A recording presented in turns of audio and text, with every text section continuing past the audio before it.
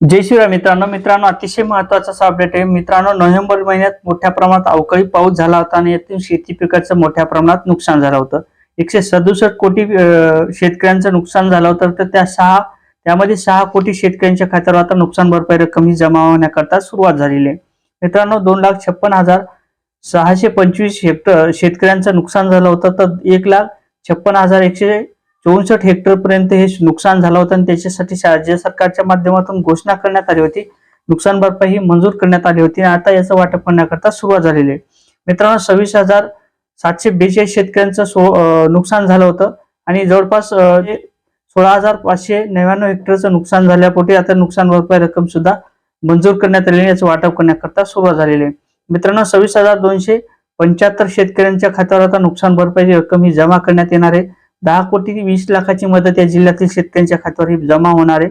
आता यामध्ये जिल्हा कोणता असणार आहे, मंडळ कोणते पात्र असणार आहेत, त्या मंडळासाठी शेतकरी कोणते पात्र असणार आहेत, कोणत्या बँकेच्या खात्यावर हे पैसे जमा होणार आहेत, हेक्टरी अनुदान आपल्याला किती हेक्टर पर्यंत मिळणार आहे, किती मिळणार आहे आणि याचं वाटप कशा प्रकारे होत आहे या संदर्भात आपण सविस्तर अशी माहिती घेणार आहोत। मित्रांनो एकंदरीत नोव्हेंबर महिन्यात अवकाळी पावसाने शेती पिकाचं मोठ्या प्रमाणात नुकसान झालं होतं। पावसाच्या अभावी शेतकऱ्यांचं नुकसान झाल्यापोटी उत्पन्नात मोठ्या प्रमाणात घट आली होती। त्या कारणाने राज्य सरकारच्या माध्यमातून जवळपास 40 तालुक्यात नुकसान भरपाई रक्कम ही मंजूर करण्यात आली होती आणि आता त्याचं वाटप सुद्धा करण्याकरता सुरुवात झालेली आहे। मित्रांनो अवकाळी अनुदान त्यानंतर पावसाचा खंड, वेलोमोजा अशा प्रकारचे मोठ्या प्रमाणात घोषणा झाल्या होत्या आणि त्याचे नुकसान भरपाई रक्कम ही आता वाटप करण्याकरता सुरुवात झालेली आहे। मित्रांनो हिंगोली जिल्हा यामध्ये पात्र करण्यात आलेला आहे।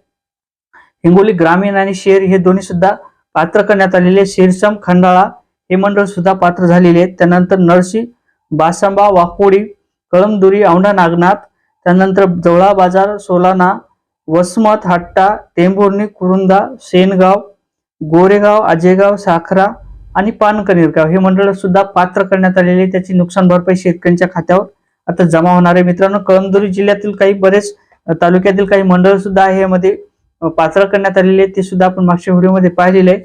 आणि मित्रांनो शेतकऱ्यांच्या खात्यावर आता ही नुकसान भरपाई रक्कम जमा होण्याकरता सुरुवात करण्यात आलेली आहे। मित्रांनो त्यासाठी जवळपास 10,20,00,000ची मदत या जिल्ह्यासाठी मंजूर करण्यात आलेली आहे। त्याचं वाटप आता डीपीटी अंतर्गत शेतकऱ्यांच्या डायरेक्ट खात्यावर हे पैसे जमा होण्याकरता आता सुरुवात करण्यात आलेली आहे। मित्रांनो एकंदरीत शेतकऱ्यांच्या खात्यावर 2 हेक्टर पर्यंत अनुदान हे राज्य सरकारच्या माध्यमातून सुरुवातीला देता येत होतं, परंतु याच्यामध्ये वाढ करण्यात आली। 3 हेक्टर पर्यंत याची मर्यादा करण्यात आलेली आहे।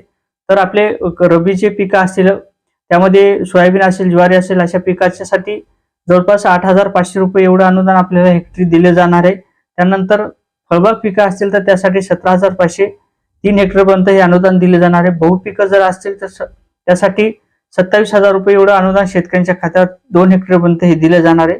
डायरेक्ट डीपीटी अंतर्गत हे पैसे जमा होत आहेत। मित्रांनो शेतकऱ्यांच्या खात्यावर हे पैसे जमा होण्याकरता सुरुवात करण्यात येणार आहे। आता 2 दिवसात शेतकऱ्यांच्या खात्यावर हे पैसे जमा होणार आहेत। त्याच्या याद्या सुद्धा उपलब्ध करून देण्यात आलेल्या आहे, निधी सुद्धा उपलब्ध करून देण्यात आलेला आहे आणि आता निधी बँकेच्या माध्यमातून लवकरच वाटप करण्यात येणार आहे। तशा प्रकारची सूचना सुद्धा आलेल्या आहेत। आज सुद्धा आपण लोकमत या पेपरवर माहिती पाहू शकता आणि अपडेट घेण्याकरता, नवीन अपडेट घेण्याकरता नक्की चॅनलला सबस्क्राईब करा, व्हिडिओ शेअर करा। जय शिवराय मित्रांनो।